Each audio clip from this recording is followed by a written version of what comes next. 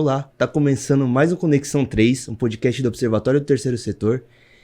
E recentemente o filme Ainda Estou Aqui foi premiado internacionalmente e levantou uma pauta que o Observatório sempre bateu na tecla, que é a ditadura militar. Sou o Gabriel, tô aqui com a Maria Fernanda e uma figura histórica na ativista dos direitos humanos, a Melinha. A Melinha Teles, jornalista, escritora, ativista dos direitos humanos, diretora da União das Mulheres de São Paulo, foi assessora da Comissão da Verdade do Estado de São Paulo, Rubens Paiva, e sobrevivente da ditadura militar. A gente tem a honra de recebê-la. Seja muito bem-vinda, muito obrigada por estar no nosso podcast. Muito obrigada, eu fico muito... É uma honra recebê-la. Eu me sinto muito bem em ter vocês, ser recebida por vocês, para falar dessa luta pela democracia, né? Pelas liberdades, né? Essa luta por justiça. É o meu movimento, Memória, Verdade e Justiça. A gente vive em tempos que a democracia está em perigo, né? Com certeza. E a gente sente como recebendo uma heroína aqui, que sempre lutou pela democracia. Parabéns. Vamos começar falando como foi a sua sobrevivência com a ditadura. Bem no comecinho, como a senhora entrou, o que aconteceu? A senhora é muito jovem, né? Ativista. Muito jovem. Não, eu entrei para o Partido Comunista eu era jovem mesmo, adolescente hoje, né? 14 anos. 14 anos? 14 anos. E logo, quer dizer, 5 anos depois, foi dado o golpe militar. Né, em 1964, eu entrei em 1959 para 1960. Era um tempo aqui no Brasil de muita luta por reformas, né, porque esse imperialismo dos Estados Unidos, esse capitalismo exacerbado aqui de exploração da terra, das riquezas naturais, né? Do povo brasileiro. Né? O povo brasileiro até hoje é considerado um dos trabalhadores mão de obra mais barata do mundo, né? Aqui é um trabalho escravizado, né? Fruto da história, né? Que manteve escravizados os povos negros e indígenas por quase 400 anos. Então o Brasil se manteve e até hoje isso não foi resolvido, né? Esse é o problema. Toda hora nós entramos nessa contradição fundamental, né? Tanto é que nós não estamos aí, eles não estão querendo pôr 6 por 1, né? Isso aí é uma forma de exploração, com né? A abolição da escravidão foi uma coisa muito recente, né? Foi recente e não foi mesmo, né? Na verdade, a abolição foi uma farsa. Exatamente. Né? Tanto é que tem duas coisas que a gente pode ver. Primeiro que 1888, né? 13 de maio de 1888. No dia seguinte, né? No dia 14 de maio, onde é que estavam os escravizados? Para onde que eles iam? O que eles iam fazer? Né? Eles não tinham terra, quer dizer, tinha que ser acompanhada de uma reforma agrária. Exatamente. Tinha que garantir pelo menos moradia e condições de trabalho. Né? Então, logo em seguida, eles fazem um Código Penal em 1891, que tem um artigo que condena a vadiagem. E os negros e as negras são consideradas vadias, né? Porque elas não têm um emprego, elas não têm uma carteira, nem tinha carteira assinada, mas um emprego com fixo, né? Então elas faziam o quê? Quitute para vender na rua, lavavam roupa, trabalhavam no serviço doméstico, e os homens tinham menos chance ainda de trabalho, né? Exatamente. Então, quer dizer, a injustiça, quando falo racismo estrutural, eu diria o sexismo estrutural, a exploração, o Brasil porque o Brasil foi inventado, criado pelos europeus, principalmente, para exploração, para fortalecer o capital na Europa. Era uma mão de obra quase que de graça, ou de graça mesmo, né? No período da escravidão.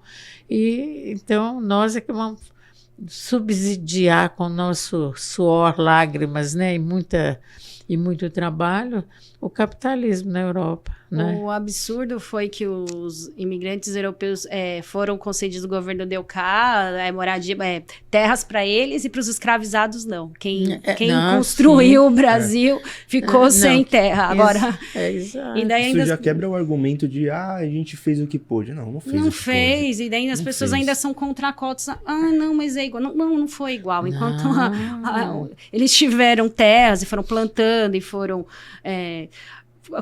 colhendo o fruto daquilo e crescendo. Não, as capitanias hereditárias, o que é? Exatamente. É a divisão do território que se denominou Brasil.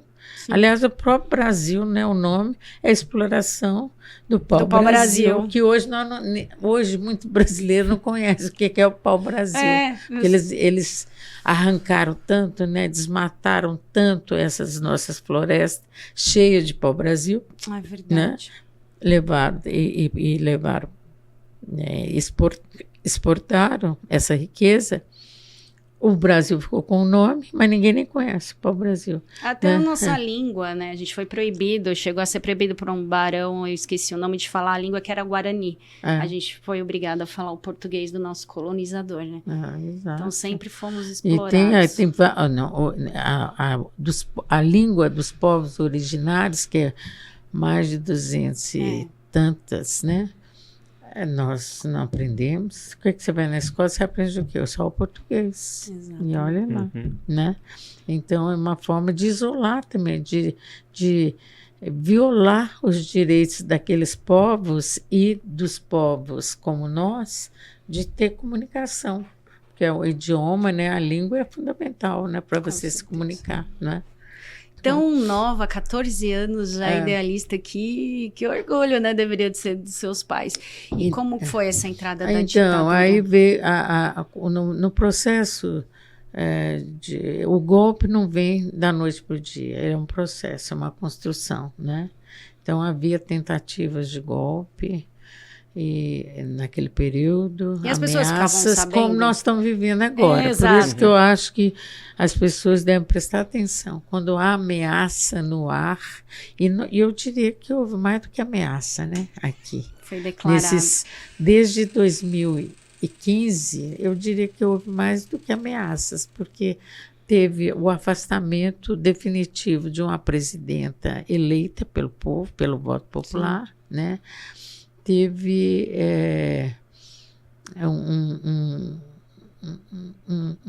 tanto um quanto o outro, né? Foram 2 presidentes pós o impeachment da Dilma, todos os 2 desrespeitaram violentamente a Constituição brasileira de 1988, que é justamente feita para tentar corrigir as violações da ditadura, para ver se a gente se desenvolvia numa democracia, né?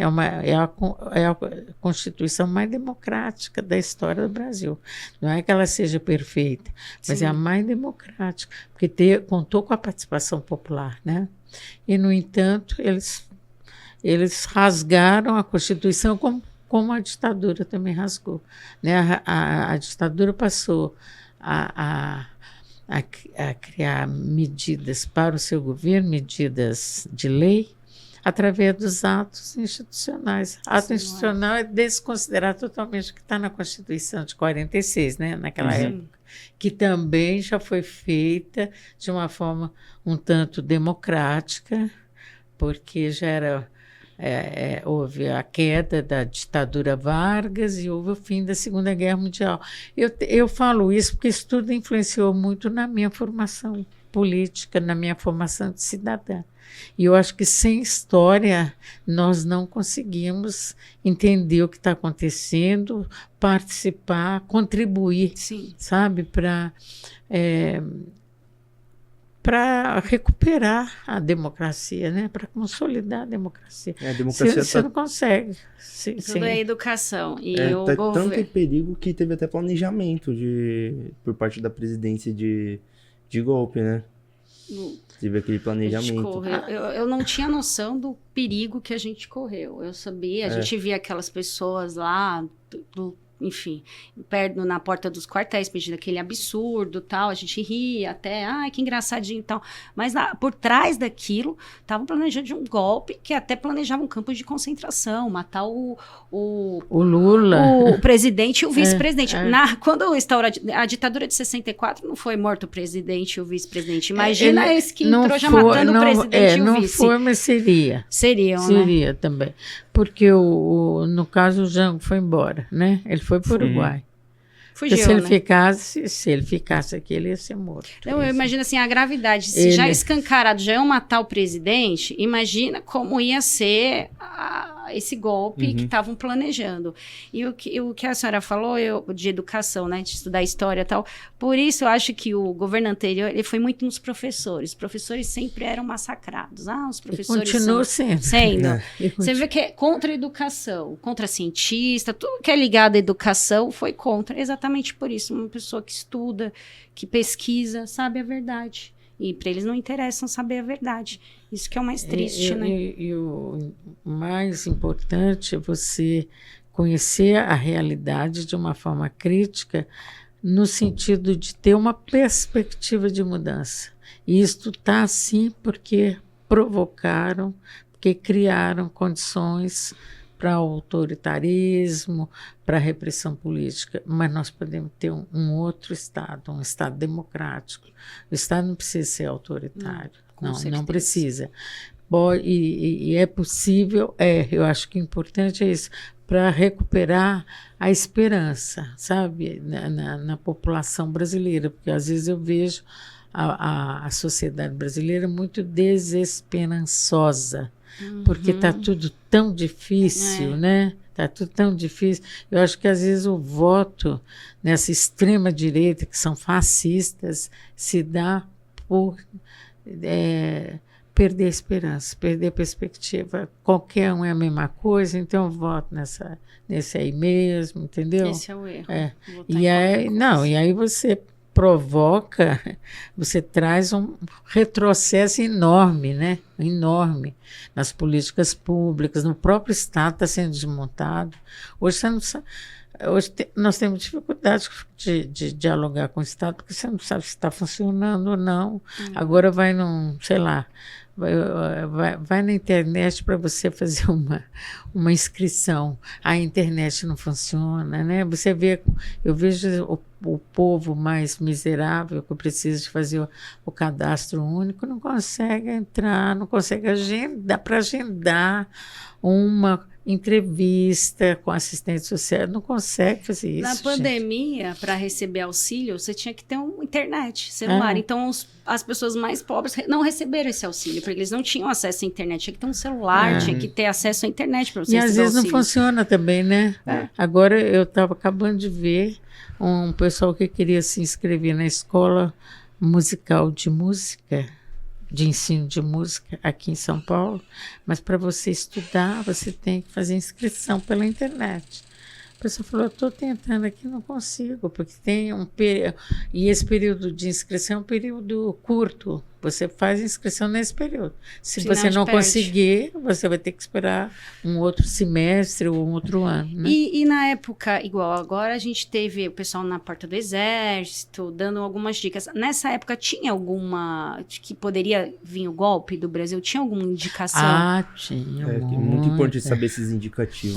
Não, tinha muita indicação. Tinha uma campanha contra a esquerda, contra... Eles falavam que o comunismo comia criança, destruía a família. Ainda mais naquele contexto de Guerra Fria, né?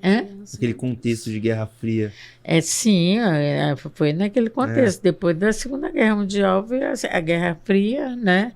E essa Guerra Fria era uma guerra ideológica contra todas as políticas sociais, contra toda a população que precisava, que reivindicava direitos. Isso aí, se falar em direitos, se falar em reformas, se falar em necessidade de distribuição da riqueza, tudo isso aí era como se estivesse contra a família, contra o Estado, contra tudo. Né? Eles te perseguiam Tanto é que o Partido Comunista era ilegal. Eu, quando fui inscrita no partido, assim, me entrei, né, no partido, era ilegal. Mesmo antes do golpe? Antes do golpe era legal. Não, o Brasil nunca teve uma democracia no sentido amplo, né, da palavra. É claro que era uma democracia, mas não era uma democracia plena. Isso nós nunca tivemos. Esse é um sonho, uma meta nossa, que nós temos que cultivar com carinho, né, e nós temos que ter uma educação para a liberdade, para a democracia. Nós temos que aprender a linguagem da democracia, né? É como os estudiosos aí falam, temos que conhecer a gramática da democracia, porque aí a gente vai defender com mais carinho os princípios, né, de justiça, de igualdade, de transparência, porque você viu agora, até o princípio de transparência, o Congresso se nega a praticar. Né? Eles querem dar emendas parlamentares sem dizer para quem, por quê, o que vai fazer. Não, emendas parlamentares, gente, é dinheiro público. Exatamente. É dinheiro público. Eles fizeram o orçamento secreto. É um absurdo. Né? Eles aprovaram o orçamento secreto. Nós estamos ainda sob a vigência do orçamento secreto. Quer dizer, você paga os impostos, você é uma cidadã, paga os impostos, contribui todo dia para que esse Brasil funcione, para a saúde, educação. E eles pegam esse dinheiro e fazem o que eles quiserem, porque eles não têm que dar satisfação a ninguém. Tanto é que quando o ministro do Supremo Tribunal Federal falou, epa, não, eu vou segurar isso aqui, porque cadê o princípio da transparência aqui? Vocês têm que dizer para onde, para quem, como que vai ser usado, que também você tem que dizer para quem e como vai ser usado, porque não é para fazer... para fazer uma piscina na fazenda do fulano, que a emenda parlamentar não é para isso. Não. Com certeza. A emenda parlamentar pode fazer uma piscina pública para o povo usufruir, né, daquela cidade, daquele local. Então, isso aí foi até o Flávio Dino que levantou isso, com muita propriedade, né? Ainda bem que tem gente lúcida, aí defender, isso é defesa da democracia, né? Não é implicância com ninguém, não, é defesa da democracia. A gente tem que respeitar esses princípios, essas diretrizes, né? Para a gente conviver de uma forma melhor possível, a sociedade produzir. Nós temos que produzir, não é só conhecimento, ações, né, públicas que acolham, né, as pessoas que estão precisando desses direitos. Com certeza. E na época, como começou a perseguição, de começar a prender as pessoas, torturar? Não, aí quando essa perseguição, essa luta era constante. Eu sou mineira, Minas Gerais começou o golpe. Foi em Minas? Foi Minas Gerais, filha.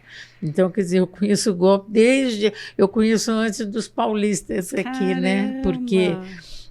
todo mundo fica Rio, São Paulo. Eles iam dar o golpe, mas ninguém começava. Lá tinha um general, Olímpio Mourão, que sai com os tanques na rua, esses tanques do exército na rua, e já começa a prender. Aliás, eles prendem até antes de sair com os tanques, agora que eu estou me lembrando. Caramba. Então, várias pessoas que eram conhecidas como pessoas de esquerda, né? Pessoas de esquerda no sentido que lutam pela democracia, para que a sociedade conviva de uma forma mais igualitária e humana, né? Exato. Eu diria mais humana, né? Na verdade, a esquerda, para mim, o que eu vejo, o valor é a mais humanista das políticas que se propõe, né? Terminar com a miséria, que todo mundo tenha seu pão, né, e que possa usufruir das rosas também, né, de tudo. É pão e rosas, né? A Rosa Luxemburgo não falava isso. Sim. Pão e rosas para todo mundo.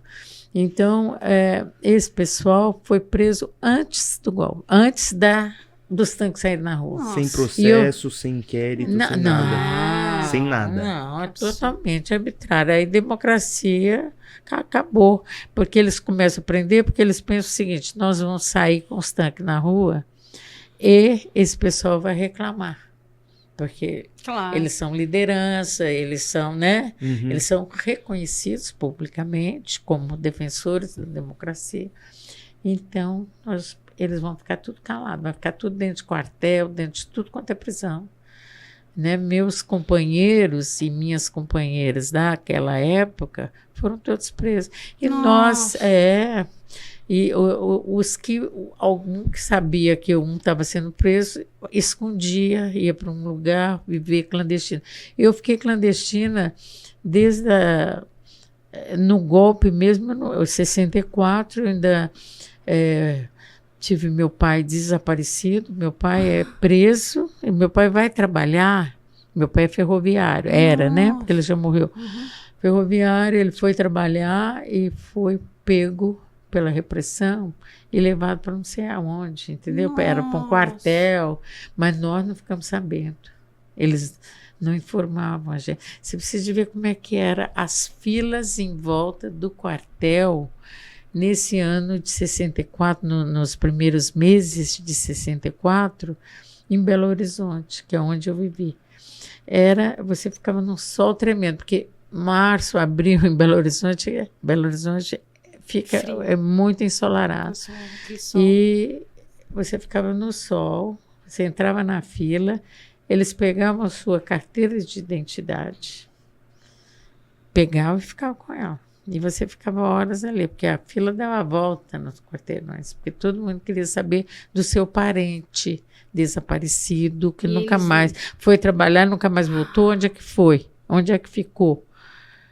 E eles não davam justificativa nenhuma? Não, eles falavam que a hora que você chegava lá, chamava o seu nome, né, que a fila está andando, quando chega na sua frente, eles falam: o que você veio fazer aqui? Eu falei: eu vim saber do meu pai, que está desaparecido desde o dia tal. Ele foi trabalhar e teve companheiros dele, colega, que disse que ele foi preso. Eles pegaram, vocês pegaram, alguém aí de você. Olha, o comandante lá olhou, não tem nada não. E pegava e te devolvia a carteira de identidade e você voltava para casa. É a mesma história que mostrou no Ainda Estou Aqui, do Rubens Paiva, né? Que aconteceu com milhares de pessoas. Isso continuou durante toda a ditadura. Eu estou falando só do começo.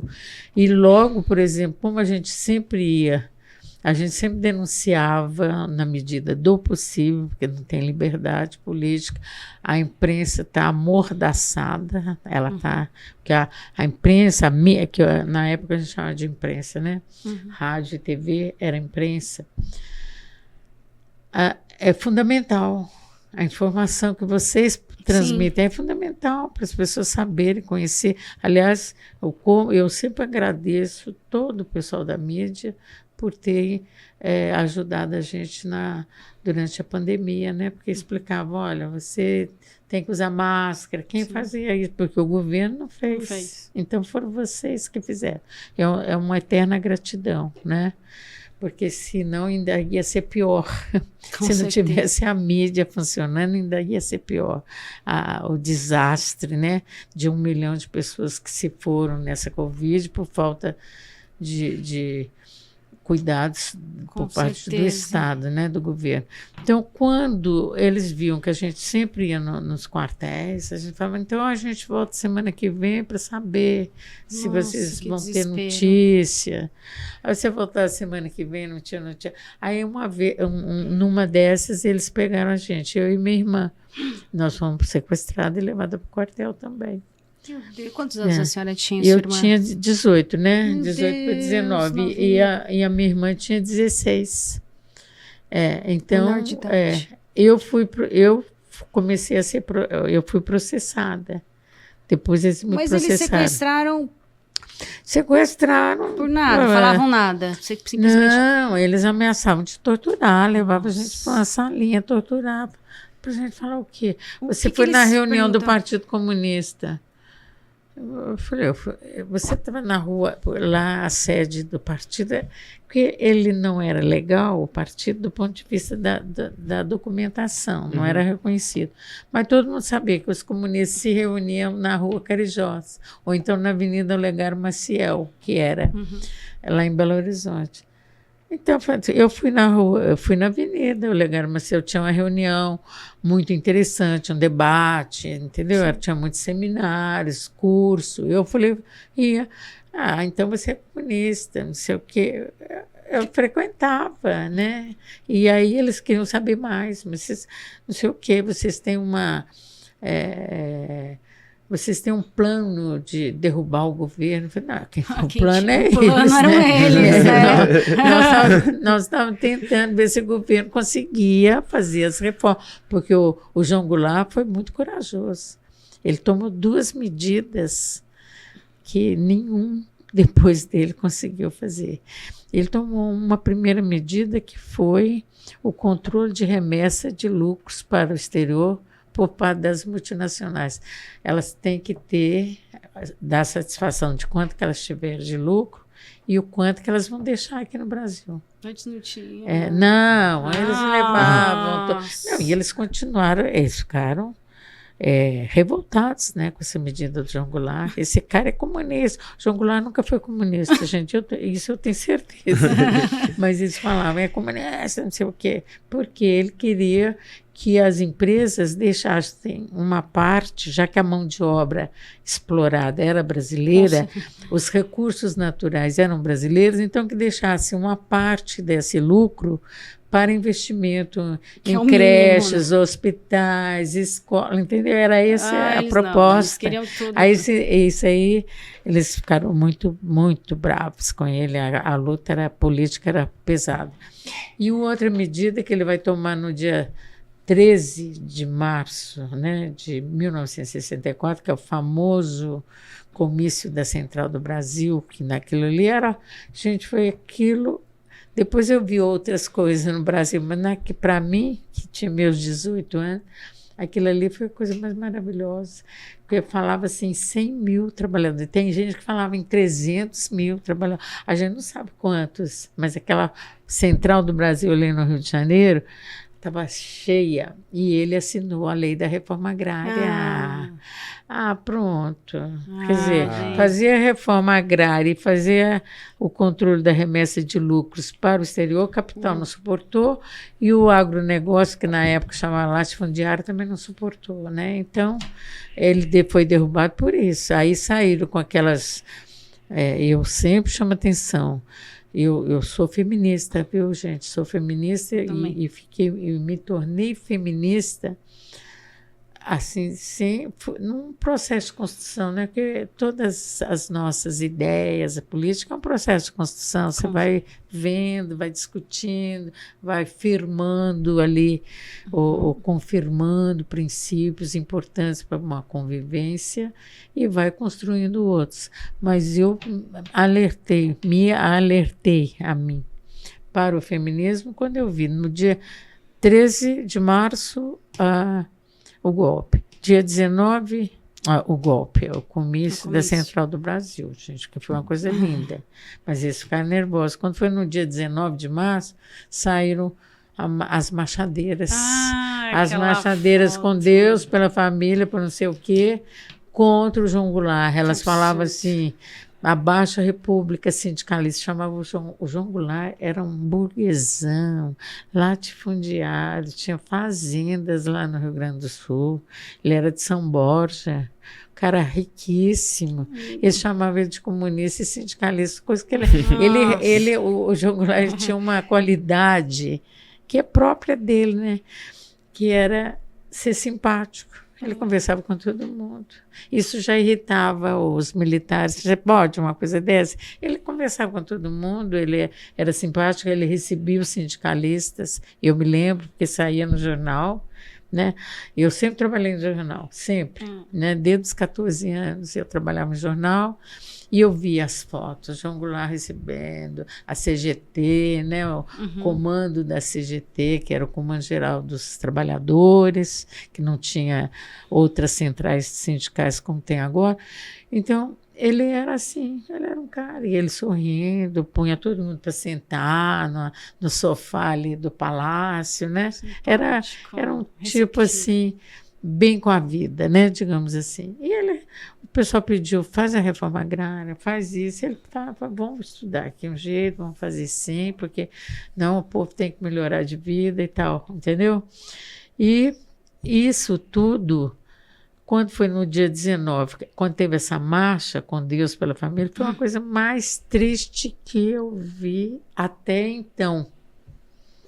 Até então, porque depois eu vou ver o golpe, mas até hoje, gente, porque você vê aquela mulherada toda andando na rua, com um terço na mão, com um pano na cabeça.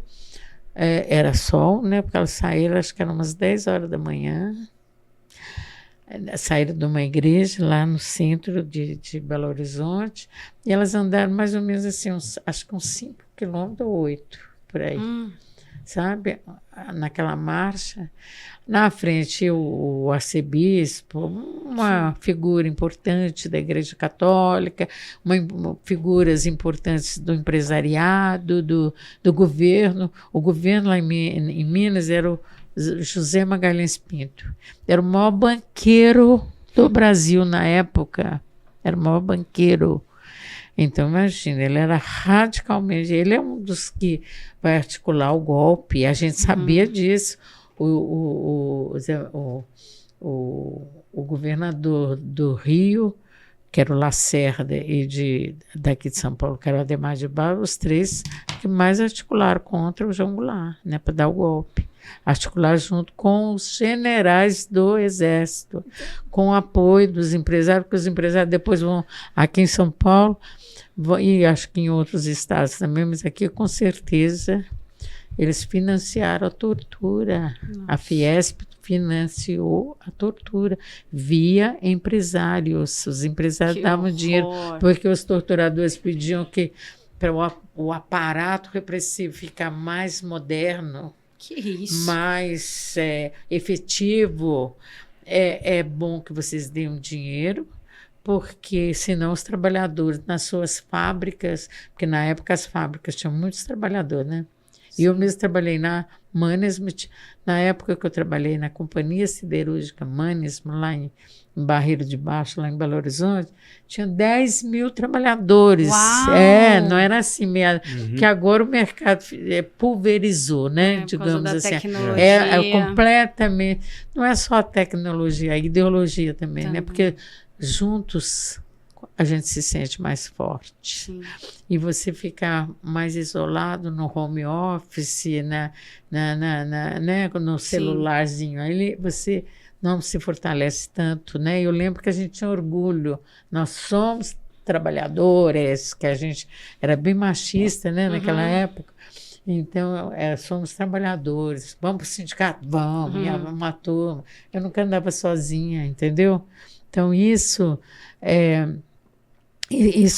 quer dizer, esse ambiente que a gente vivia, né? Sim. E eles, então, com esse golpe, né? E a discussão que eu chamo a atenção é o seguinte, por exemplo, hoje eu acho que as pessoas deviam discutir mais essas ameaças de golpes, para se preparar, sabe?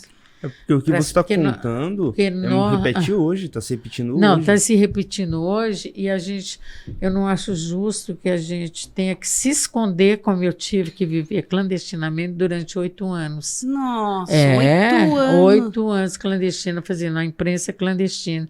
Eu era responsável pelo jornal A Classe Operária do Partido Comunista. Então, eu acho que hoje a gente podia pensar, se eles querem dar o golpe, nós vamos resistir de uma forma aberta, democrática. Nós vamos mostrar para ele que nós não queremos o golpe. Eu acho que a gente tem que se preparar todo dia para isso, sabe? Para eles constranger mesmo esse pessoal. Não vai, não chamar atenção. Quem é que está votando nesse povo? Gente, não vote. Não vote nesse povo. Se você não quiser ir votar, não vai.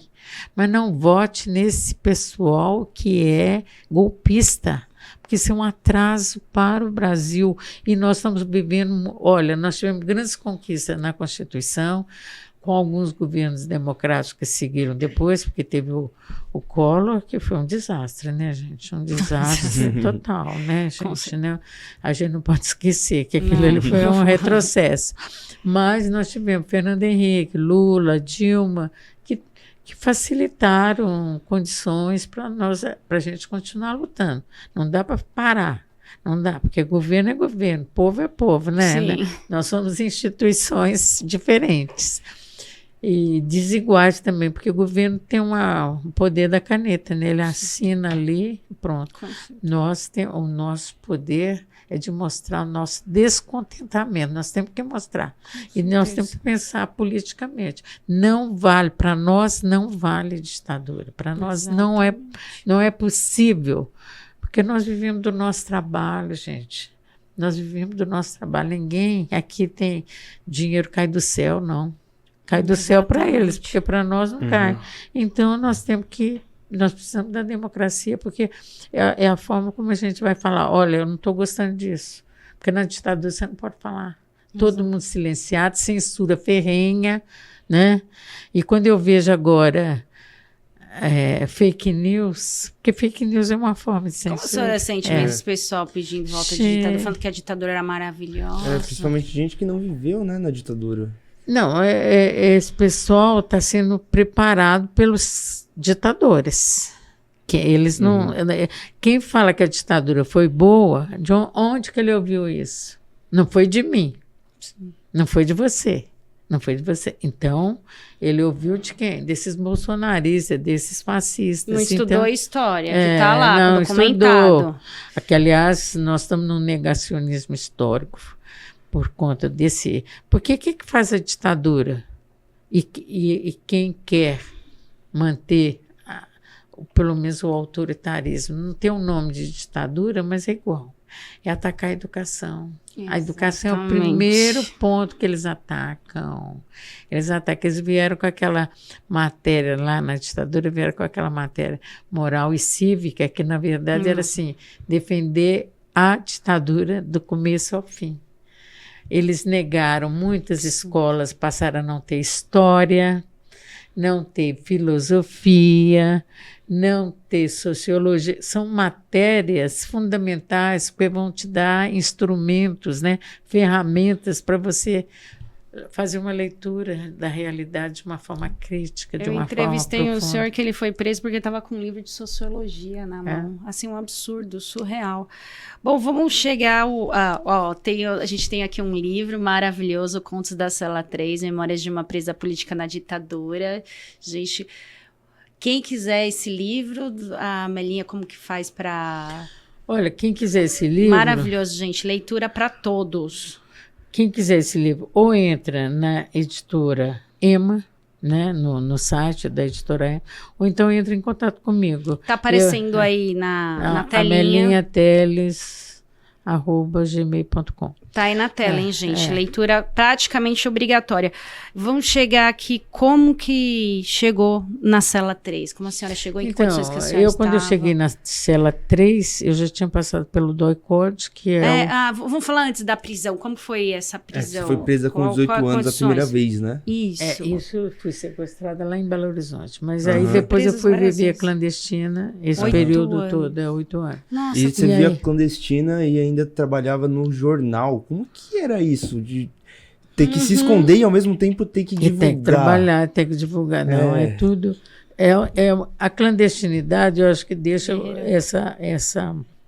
esse assunto para um outro programa, porque é muito complicado. É muito complicado para as pessoas entenderem que você vive clandestina, você vive com outro nome. Nossa, e você vive dentro do seu país, que você luta tanto para que ele seja um país decente. Quer dizer, você tem que se esconder dentro do seu próprio país. Talvez seja a pior experiência, né, que a gente tem, por um lado. Por outro lado, a gente clandestina também a gente pode lutar, né? Então eu participava da elaboração do jornal A Classe Operária e de outras publicações do Partido Comunista, o que me deixava bastante feliz, né? Eu diria feliz de estar podendo denunciar os desmandos, as violações praticadas pela ditadura, né? Então isso me fazia pertencer, né? Pertencer ao mundo, porque a clandestinidade te tira do mundo, né? E, ao mesmo tempo, você está num mundo até mais amplo, porque você está raciocinando politicamente e está em contato não só com outras pessoas do Brasil que também estão na mesma situação, como você fica em contato também com pessoas fora do Brasil, de vários países, né? Porque você tem que...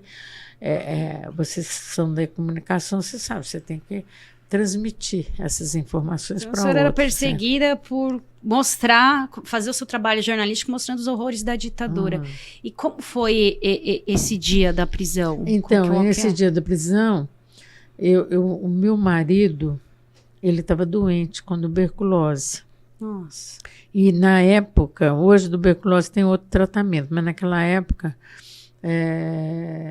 o tratamento era difícil. E aí nós tivemos que comprar um remédio, um antibiótico. Tinha que comprar um antibiótico caríssimo, por sinal. E aí um companheiro que trabalhava com a gente na imprensa clandestina, que meu marido também trabalhava, era dirigente do partido. Ele não só trabalhava com a gente, como ele era o editor do jornal. Ele que dizia o que vai sair, o que não vai. Não adianta você escrever, ele vai dizer, não, isso aqui não. Ou então vai te dizer que você faz tal artigo assim, que é com essa linha, né? Então, ele olhava, enfim, ele editava o jornal. Você sabe o que é edição de um jornal. Sim. E eu falei, eu vou na farmácia, nós fomos num carro, né? E que ele vai comprar o remédio, nós vamos tomar para ver, ele vai tomar o remédio. Ele falou, aí eu vou também, porque eu preciso encontrar com uma pessoa que devia ser do partido, né? E daí a polícia o exército todo do DOI-CODE, aqueles truculentos, gente, quanto homem truculento, tudo de metralhadora na mão, cercaram ele, cataram ele, pararam o nosso carro, já arrancaram a gente dentro do carro e puseram dentro do carro deles, que era um Opala verde, ali perto da 23 de maio. Então já levaram a gente ali para o DOI-CODE, na Rua Totói, que é o Paraíso, que é uma ironia muito grande que eles fazem, né? Porque você está no paraíso e aqui é dói, entendeu? Nossa. Dói no sentido de dor. É Departamento de Operações de Informações, né? Esse dói. Mas eles usam também no sentido de dor, né? De doer. Eu nunca tinha pensado nisso, é verdade. Mas eles fazem. E ao mesmo tempo, você está no inferno, aqui no paraíso. Porque você está no inferno. Então eles faziam muito isso, muitas torturas, mas eu vou escrever nesse livro sobre isso. Eu até falo, eu preciso, porque eu penso, esse livro, na cela 3, antes disso, meus filhos foram sequestrados, minha irmã foi sequestrada, meus filhos foram sequestrados com 5 e 4 anos de idade. Deus, se vocês procurarem, sequestradas, levados para o DOI-CODE, me viram sendo torturados, sentado na cadeira do dragão. A minha filha vai perguntar, mãe, por que você ficou azul? Eu vou olhar meu corpo está todo azul, cheio de hematomas. Pelas torturas. Das torturas. O que é a cadeira de dragão para... A cadeira de dragão é uma cadeira como essa, mais pesada, mais forte, né? E você é toda amarrada com fios, tanto as pernas, os tornozelos, como os braços também, toda amarrada. A tortura é sempre nua, né? Você está sempre nua. O que já mostra assim o fato de você ser mulher, porque os homens nus na frente de homens. Agora você fica nua na frente de homens. É diferente, Nossa. né? O constrangimento já tem ali uma violação, com certeza. Da sua intimidade. Que triste. E, inclusive, eu fui estuprada. Eu fui na primeira noite no DOI-CODE. A primeira noite? A primeira noite, eu fui estuprada. Então, quer dizer, essa cadeia de dragão, você toda amarrada, nua, você leva choque no corpo inteiro, né? Porque você fica eletrificada. Eles colocam fio na sua vagina e no ânus. E um fio solto que eles vão passando nos mamilos, na boca. Aqui você tem amarrado 2 fios também. Eles dão choque na cabeça e você só vê passando fogo assim nos seus olhos. Mas nem em filme de terror a gente vê isso. Não. Assim, é inimaginável. E eles têm orgulho de dizer que é uma tortura científica. Tortura científica, que absurdo. Aqui nós não somos qualquer um aí dessas delegacias. Eles não desprezam os delegados e policiais comuns que tem aí. Não, aqui não é qualquer um. Não é a delegacia da periferia, não. Levaram aqui seus filhos. É a tortura científica. Eles sequestraram meus filhos. Meu Deus!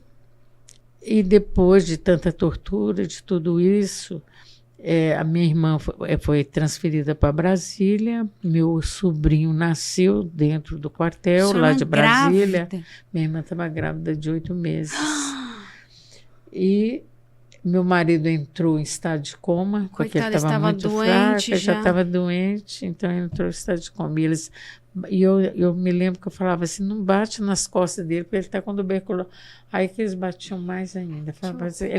Agora ele vai ter câncer, ele está com tuberculose, agora ele vai ter câncer no pulmão. Aí eles falavam isso. Quanta perversidade. Mas eu não escrevo nesse livro isso, porque eu, quando fui escrever meus contos lá na Cela 3, lá eu fiquei nesse período todo 6 meses incomunicável, né? E quando eu fui escrever, eu comecei a escrever esses contos lá na Cela 3, pensando nos meus filhos. Eu não tinha informação. Eu não tinha informação de ninguém, não. Eu não tinha informação dos meus filhos, da minha irmã, e se nasceu ou não o bebê da minha irmã. Eu não sabia. Então, tinha hora que eu achava que eles iam desaparecer comigo, tinha hora que eu falava, não, eu vou passar por isso, mas eu vou sair viva daqui, ainda vou denunciar eles e tudo. E aí eu consegui lápis, caneta, uma caneta esferográfica e papel de cigarro que os presos me davam. Então fui escrevendo. Escrevia com muita economia, com letrinha pequena, porque eram os papeizinhos pequenos.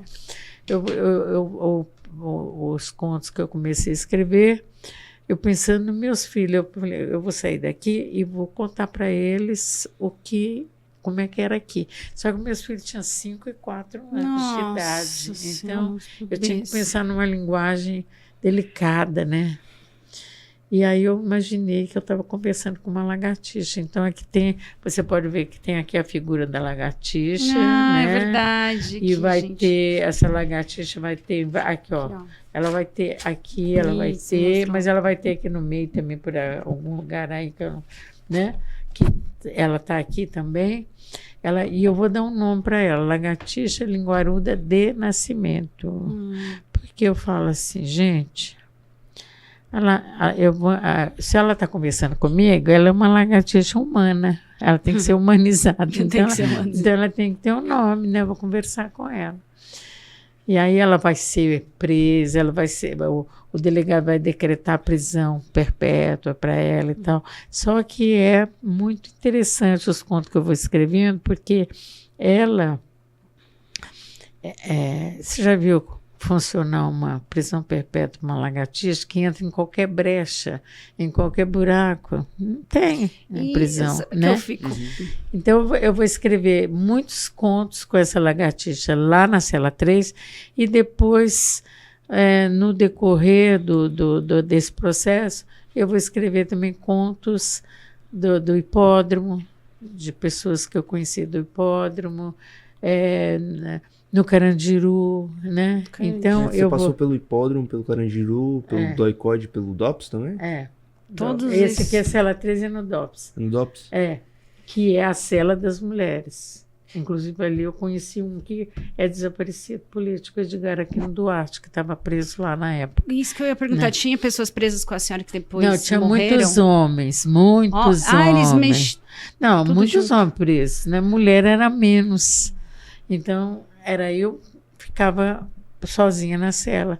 E tinha um dia, um carcereiro me chamou para cuidar de uma outra presa que estava na cela 5.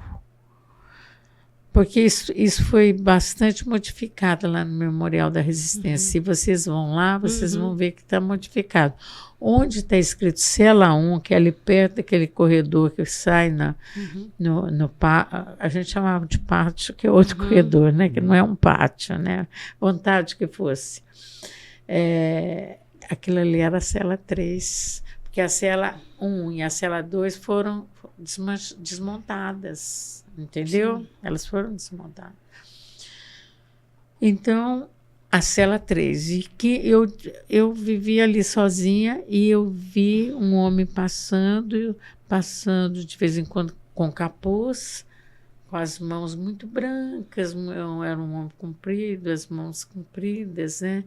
E ele foi falando comigo aos pedacinhos, que ele tinha sido marinheiro, que ele era perseguido, ele era preso político, que eles iam matá-lo. Nossa. E não iam assumir a morte dele. Ele contou tudo. Aconteceu exatamente como ele contou, gente. Nossa. É impressionante.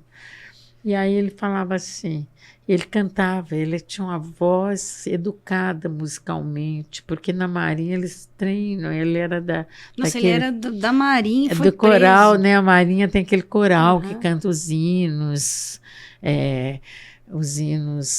que representam, que são símbolos, né, do país, né, do Brasil, e ele tinha uma voz bonita, assim, educada. Então, ele inventou uma música para a cela 3. E eu ponho essa aqui, a letra. A cela 3 é a cela das donzelas. Eu queria muito dar um beijo nelas. Elas não gostam de ser chamadas de donzelas, mas eu gostaria de dar um beijo nelas. Ele cantava isso e eu falava assim, por que você canta? Ele falou assim, porque aqui é a cela das mulheres. Porque ele já estava 3 anos preso ali. Depois eles mataram e sumiram com o corpo. 3 anos preso, sendo torturado. E, então, eu faço uma referência a ele, né? Inclusive, eu sempre faço uma referência às pessoas desaparecidas na ditadura. Muitas dessas pessoas eram minhas amigas, minhas companheiras, e muitas eram... e a maioria delas não chegou aos 30 anos de idade, né? Não chegou aos 30 anos. Triste. Então, eu sempre lembro disso. Mortos pela Então, ditadura. eu começo com a música, uma letra do Gonzaguinha, também, que é que já foi, né? Que ele escreve em 1973, essa música. Memória de um tempo onde lutar por seu direito é um defeito que mata.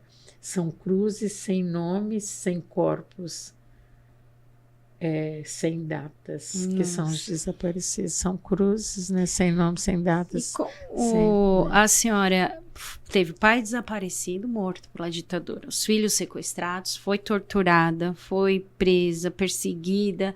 E sou testemunho ocular do assassinato desse. Ver pessoas pedindo a volta desse horror. Como que a senhora vê isso? Eu acho que isso é fruto da ignorância do povo, provocada pela própria política de Estado, do apagamento da história, do apagamento da memória, do silenciamento. Olha, gente, nós não podemos esquecer da história. Lembrar é mais do que só pensar no passado. É construir o presente e enfrentar o futuro, sabe? Sim. É enfrentar o presente, lembrar é fundamental. Sem memória, a gente não sobrevive. Sim. Não sobrevive, tanto individualmente como coletivamente, né? Então, isto é fruto do apagamento da história. Quando eu vejo o próprio Lula, o ano passado, quando foi feito 60 anos do golpe, ele fazia uma recomendação de que não devia ter nenhuma atividade comemorativa dos 60 anos do golpe. Ele cometeu um erro terrível.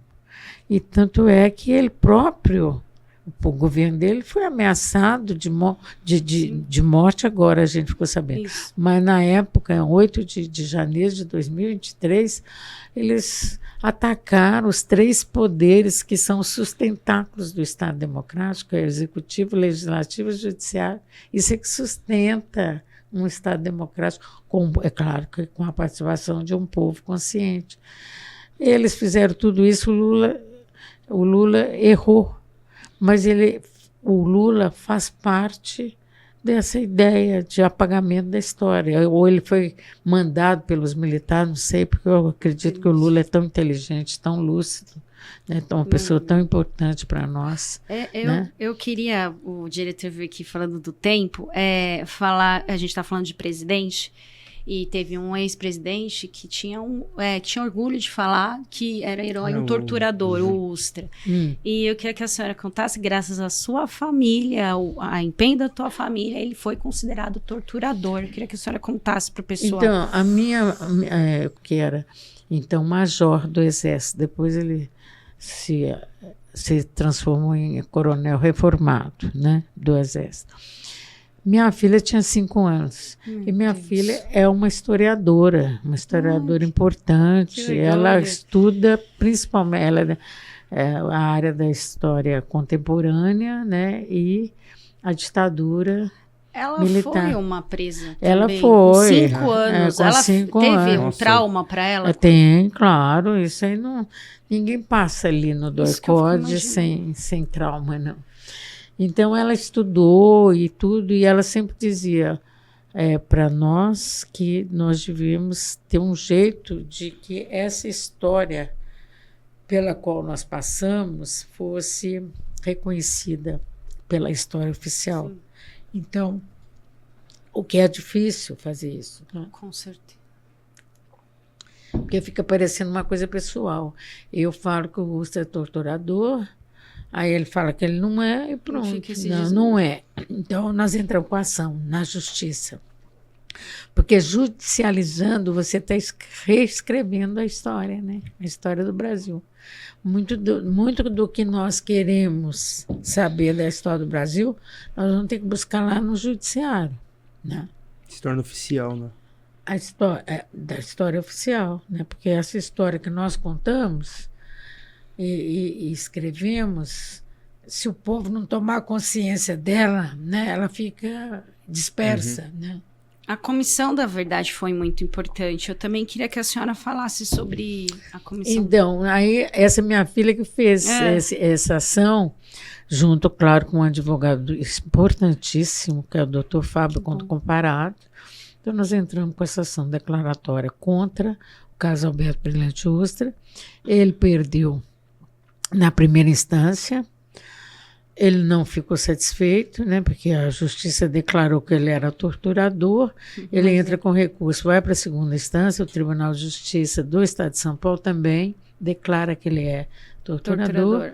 E, finalmente, ele entra no Superior Tribunal de Justiça, o STJ, e também é declarado torturador. Então, ele é declarado torturador pelo Estado brasileiro. E é o único com sentença transitada em julgado. Eu acho isso importantíssimo. Eu também acho. Entendeu? E esse processo teve um advogado muito preparado, pesquisador, Pádua Fernandes, que escreveu o livro, vocês podiam até entrevistá-lo. Ele escreveu Ilícito Absoluto, que é a história da família Telles, desse processo.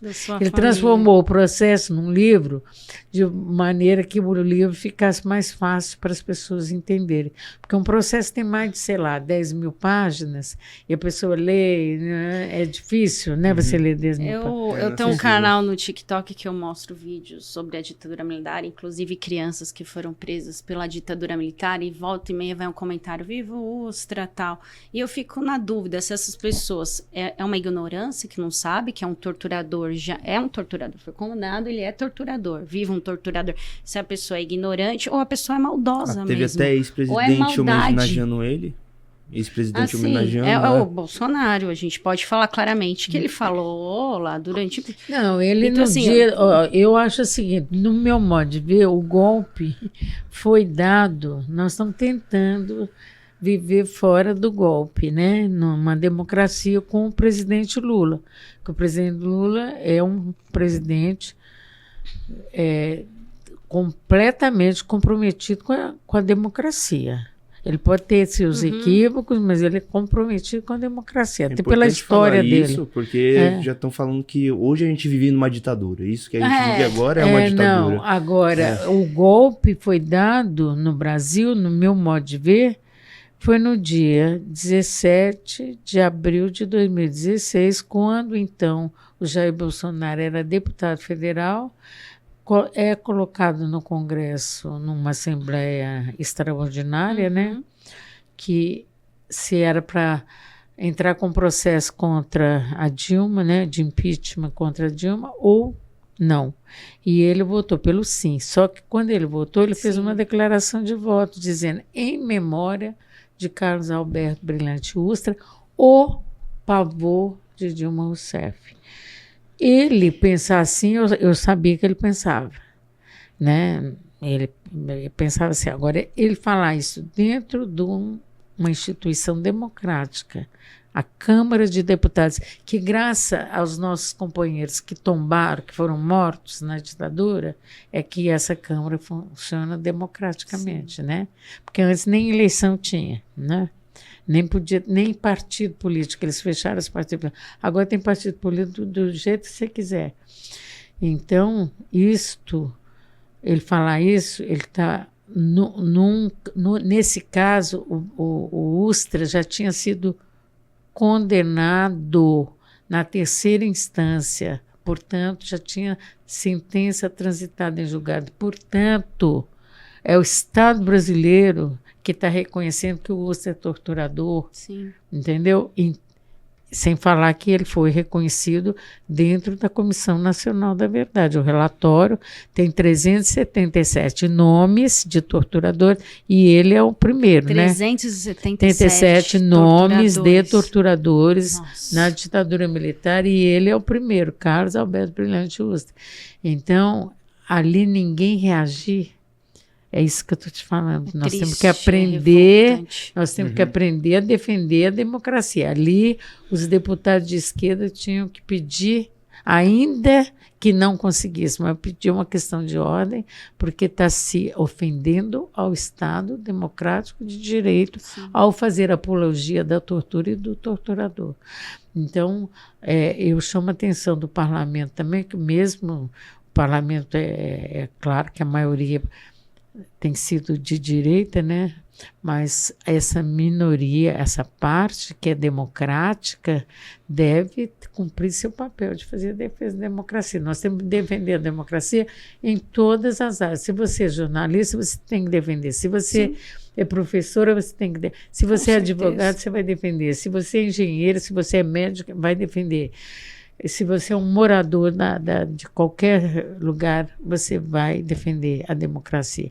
Agora, o parlamento tem por obrigação, porque o parlamento só funciona de forma justa na democracia. É muito difícil. Se ele é amordaçado, ele não consegue. Então, os parlamentares, eu falo isso, os parlamentares erraram. Por que vocês não pediram uma questão de ordem? Porque era Eduardo Cunha, ele não vai dar, não tem importância. Mas vocês estão sendo mostrados, foi televisionagem, o mundo inteiro está vendo. Então vocês reagem, pedem a questão de ordem, vocês não aceitam, afronta a democracia. Que ele vote o que ele quiser, mas não fazer apologia à tortura e ao torturador. Essa que é a questão. E foram várias frases, né, dele, do filho. Sim, isso as frases continuam, né, o tempo todo, né, eles fazendo. E ele, inclusive, ele nomeou herói nacional o Ustra, o Curió, que é outro general. Herói nacional? Herói nacional. Torturador. Torturador. o Curió, o matador, vários torturadores, matadores, estupradores, porque eles eram isso tudo. Ele foi nomeado. É um absurdo isso de nomear o Bolsonaro, herói de guerra. Herói de guerra. Herói de guerra. Sabe o que eu acho absurdo? Eles falam muito de Deus, inclusive aquela marcha e tal. Independente do lado, você concorda em sequestrar a criança? Em torturar, em estuprar mulheres? E desculpa, é um governo que ele não tem nenhuma solidez para achar que uma criança é uma ameaça para o Estado. Achar que uma criança é ameaça para o Estado, precisa sequestrar, precisa torturar uma criança. Mulheres, homens, sabe? Como você defende uma coisa dessa? E era um governo mesmo que não estava nem aí pro povo. O próprio presidente, o último presidente, João Figueiredo, falava que tinha nojo do povo. Preferia o cheiro de cavalo ao cheiro do povo. Ele preferia o cheiro de cavalo. Ele falava que só reconhecia. Mulher a gente só reconhece quando monta, né? Igual cavalo. Que horror! Mulher é igual cavalo. A gente só conhece quando monta. Que desprezo além de pelas muita mulheres. fala racista que ele tinha. Sexista, tomar banho pra tirar cheiro de preto, ele falava.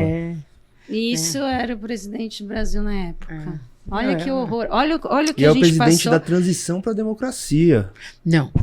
Da transição para a democracia, por incrível que pareça, é um que também defendeu a ditadura o tempo todo, que é o Sarney.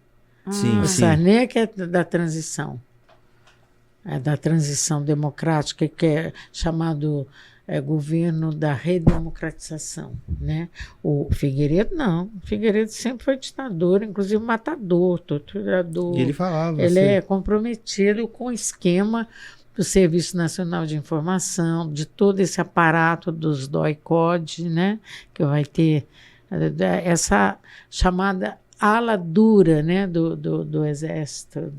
Tudo que é de ruim, né? Tudo que é de ruim, o cara... infelizmente, nosso tempo está acabando. E eu queria que a senhora falasse com as pessoas que estão assistindo aqui, qual o recado que tem para essas pessoas sobre a democracia, sobre o perigo que a gente passou, que, como a gente estava conversando nos bastidores, eu não tinha noção do perigo que a gente passou de uma volta de uma ditadura. Era um pessoal que estava planejando matar o presidente, o vice-presidente, campo de concentração. E tá tudo relatado, gente, não é? Diz que me disse, já tem conversas. A gente vê a história se repetindo, né? Quase a gente voltou para uma ditadura. E o que iria ser? Iam voltar a sequestrar crianças, torturar crianças, violentar mulheres. E tem gente ainda que ficou 3 meses pedindo isso à volta do quartel. Isso foi um absurdo. Eu queria que a senhora falasse Olha, a democracia é o bem maior que nós podemos conquistar, né? Porque nós podemos desenvolver nossas ideias, nossas ações pelo bem da humanidade.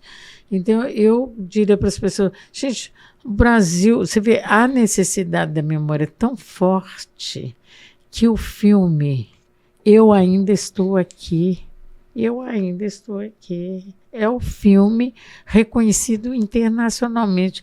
Eu assisto muitos debates no exterior, participo às vezes por isso, e todo mundo quer comentar esse filme, todo mundo ficou encantado com o filme, com a família Paiva, com a história do Rubens Paiva, que foi um democrata, que defendeu a democracia até o último dia do golpe. Tem um discurso dele, né? Tem um discurso que é 1 minuto e pouco, ele defendendo, chamando a classe trabalhadora para defender a democracia. Ele foi deputado federal, foi cassado, né? E ele, inclusive, tinha uma vida relativamente boa, porque ele era era um empresário bem-sucedido, né? E ele, por ele não concordar com a ditadura, ele é desaparecido até hoje. Nós temos o Rubens Paiva e temos muitos e muitos outros desaparecidos até hoje. Então pense nisso, gente, pense nisso, para a gente ter um Brasil. O Brasil merece, o povo brasileiro merece, a sociedade merece uma democracia plena. Vamos à luta. Obrigada. Vamos à luta. Olha, quero agradecer muito, muito a senhora aqui no programa. Foi uma honra. E como eu falo, assim, Foi uma aula. Foi uma aula uma e a aula. gente está recebendo.